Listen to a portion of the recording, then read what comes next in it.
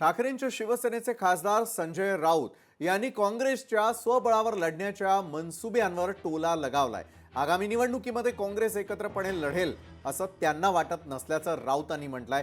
तसंच बिहार विधानसभा निवडणुकीच्या निकालांनी काँग्रेसचा आत्मविश्वास वाढवलेला असून त्या निकालांमुळे काँग्रेसला स्वबळावर लढण्याचं बळ मिळाल्याचं राऊत यांनी उपहासानं म्हटलंय। महाविकास आघाडीमध्ये जागा वाटपाचा तिढा सुरू असताना राऊत यांनी मात्र काँग्रेसवर केलेली ही टीका महत्त्वपूर्ण मानली जाते, ज्यामुळे महाविकास आघाडीतील अंतर्गत मतभेद चव्हाट्यावर आल्याचं चित्र दिसतंय। काँग्रेस या क्षणी सोबत आहे असं मला दिसत नाही।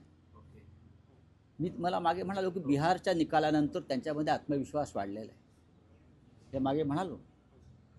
खरं म्हणजे त्याने आमच्याबरोबर मुंबईच्या या लढाईत असायला पाहिजे होतं, ही आमची भूमिका आहे।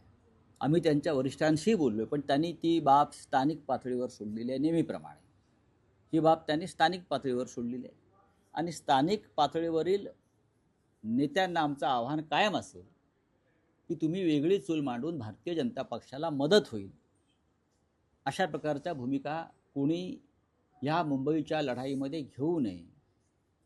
लोक हे विसरणार नाहीत। भविष्यात लोकसभा विधानसभेच्या निवडणुका येणार आहेत, हे लक्षात घ्या। त्यांना सर्वांना शुभेच्छा आहेत, त्यांना वेगळं लढण्याच्या शुभेच्छा आहे, यांना एकत्र येण्याच्या शुभेच्छा आहे।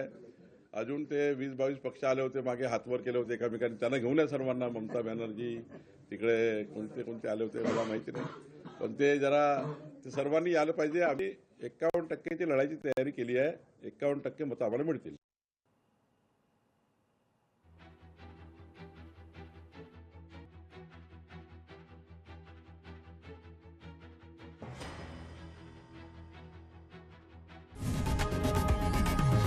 लोकशाही मराठी ऐका, पहा, जागरूक रहा।